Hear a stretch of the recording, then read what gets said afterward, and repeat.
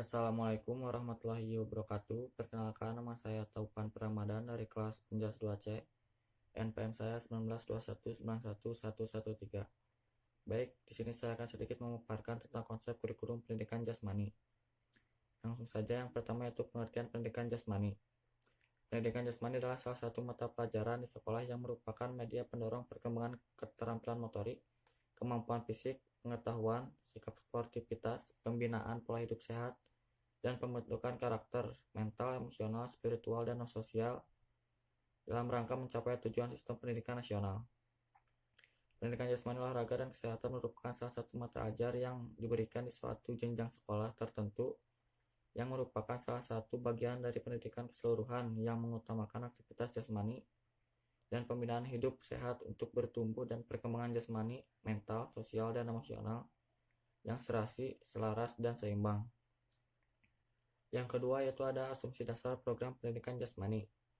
Asumsi dasar program pendidikan jasmani merupakan pijakan yang kokoh yang dapat dipertanggungjawabkan dalam membuat dan menyelenggarakan program jasmani. Tiga asumsi dasar program pendidikan jasmani meliputi yang pertama yaitu program pendidikan jasmani dan program olahraga mempunyai tujuan yang berbeda. Yang kedua yaitu anak-anak bukanlah miniatur orang dewasa. Yang ketiga, anak-anak yang kita ajar sekarang tidak untuk dewasa sekarang. Yang ketiga yaitu ada karakteristik program pendidikan jasmani. Sehubungan dengan anggapan dasar tersebut di atas, maka program dan penyelenggaraan program pendidikan jasmani hendaknya mencerminkan anggapan dasar tersebut di atas.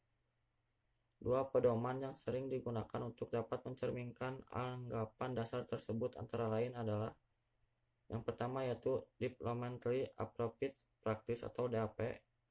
Yang kedua yaitu ada Instructionally Appropriate Practice atau IAP. DAP maksudnya adalah tugas ajar yang memperhatikan perubahan kemampuan anak dan tugas ajar yang dapat membantu mendorong perubahan tersebut. Sedangkan IAP maksudnya adalah tugas ajar yang diberikan diketahui merupakan cara-cara pembelajaran yang paling baik. Cara pembelajaran tersebut merupakan hasil penelitian atau pengalaman yang memadai yang memungkinkan semua anak didik memperoleh kesempatan dan keberhasilan belajar secara optimal. Selanjutnya yaitu ada ruang lingkup pendidikan jasmani. Menurut BNSP, ruang lingkup mata pelajaran pendidikan jasmani, olahraga, dan kesehatan adalah sebagai berikut. Yang pertama yaitu permainan dan olahraga. Meliputi olahraga tradisional, permainan, eksplorasi gerak, keterampilan lokomotor, non-lokomotor, dan manipulatif, dan masih banyak yang lainnya. Yang kedua yaitu ada aktivitas pengembangan. Meliputi mekanika sikap tubuh, komponen kebugaran jasmani, dan bentuk postur tubuh, serta aktivitas lainnya. Yang ketiga itu ada aktivitas senam, meliputi ketangkasan sederhana, ketangkasan tanpa alat, ketangkasan dengan alat, dan senam lantai, serta aktivitas lainnya. Yang selanjutnya itu ada aktivitas ritmik, meliputi gerak bebas, senam pagi, SKJ, dan senam aerobik, serta aktivitas lainnya. Yang selanjutnya ada aktivitas air, meliputi permainan di air, keselamatan air, keterampilan bergerak di air, dan renang, serta aktivitas lainnya. Selanjutnya itu pendidikan luar sekolah, meliputi piknik atau karya wisata, pengenalan lingkungan, berkemah, menjelajah, dan mendaki gunung. Yang terakhir yaitu kesehatan, meliputi penanaman budaya hidup sehat dalam kehidupan sehari-hari, khususnya yang terkait dengan perawatan tubuh agar tetap sehat, merawat lingkungan yang sehat, memilih makanan dan minuman yang sehat, mencegah dan merawat cedera, mengatur waktu istirahat yang tepat, dan berperan aktif dalam kegiatan P3K dan UKS. Selanjutnya yaitu ada isu kurikulum pendidikan jasmani. Yang pertama yaitu isu program.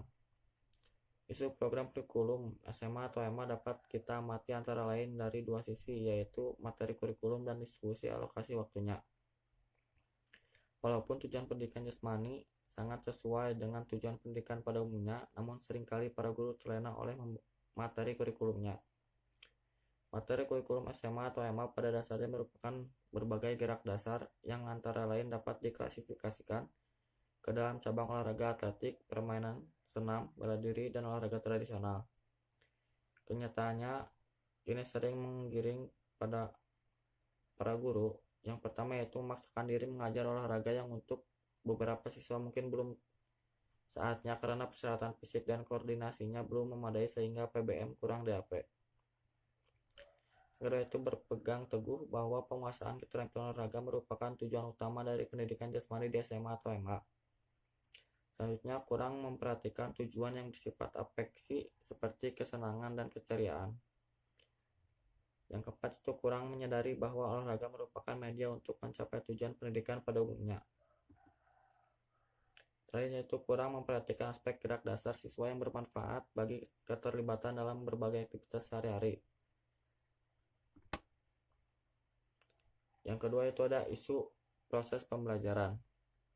Beberapa isu yang berhubungan dengan proses belajar mengajar dan perlu mendapat perhatian para pelaksana di lapangan antara lain sebagai berikut.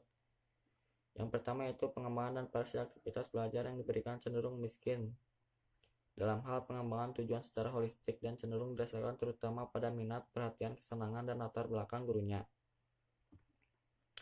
Yang kedua itu aktivitas pendidikan jasmani yang diperoleh siswa cenderung terbatas.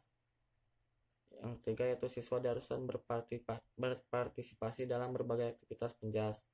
Namun aktivitas tersebut kurang membantu siswa memahami dampaknya bagi peningkatan kebugaran jasmani. Yang ketiga itu ada isu penilaian. Evaluasi merupakan bagian yang tak dapat dipisahkan atau integral dari suatu proses belajar mengajar. Evaluasi berfungsi sebagai salah satu cara untuk memantau perkembangan belajar dan mengetahui seberapa jauh tujuan pengajaran dapat dicapai oleh siswa. Beberapa isu yang seringkali muncul dalam pelaksanaan evaluasi antara lain berikut. Pelaksanaan PLN belum begitu nampak terintegrasi dalam sebuah proses belajar mengajar. Pengecekan terhadap pemahaman siswa dan pemberian umpan balik yang memadai dalam rangka meningkatkan penguasaan materi oleh siswa sebagai salah satu bentuk evaluasi, namun belum merupakan bagian yang menyatu dalam sebuah proses belajar mengajar. Yang selanjutnya ada isu jumlah dan karakteristik siswa. Guru penjas di SMA atau MA sering dihadapkan dengan masalah jumlah siswa yang cukup banyak mulai dari kelas 10 sampai kelas 12. Bahkan ditambah dengan siswa dari kelas paralel. Lebih rumit lagi karena yang dipelajari adalah sesuai dengan kemampuan fisik dan perkembangan mental yang berbeda-beda. Yang selanjutnya yaitu ada isu sarana dan prasarana pembelajaran penjas. Kurangnya sarana dan prasarana pembelajaran penjas merupakan salah satu isu yang cukup merata dan sangat terasa oleh para pelaksana penjas di lapangan. Pada umumnya sekolah-sekolah di Indonesia pada setiap jenjang pendidikannya selalu dihadapkan dengan permasalahan kekurangan sarana dan prasarana. Tidak sedikit sekolah di Indonesia khususnya di daerah perkotaan tidak memiliki tempat atau lahan untuk melakukan aktivitas jasmani. Yang terakhir yaitu ada isu keberhasilan kurikulum penjas. Keberhasilan kurikulum penjas ini pada setiap jenjang pendidikan sampai saat ini masih dirasakan samar. Ukuran yang digunakan oleh setiap orang dalam menafsirkan keberhasilan program masih bersifat samar dan cenderung bersifat lokal, belum menyeluruh sebagaimana tercantum dalam tujuannya. Namun demikian, salah satu indikator yang mungkin dapat kita telusuri adalah karakteristik para lulusannya. Sekian yang bisa saya sampaikan. Mohon maaf bila banyak kesalahan. Assalamualaikum warahmatullahi wabarakatuh.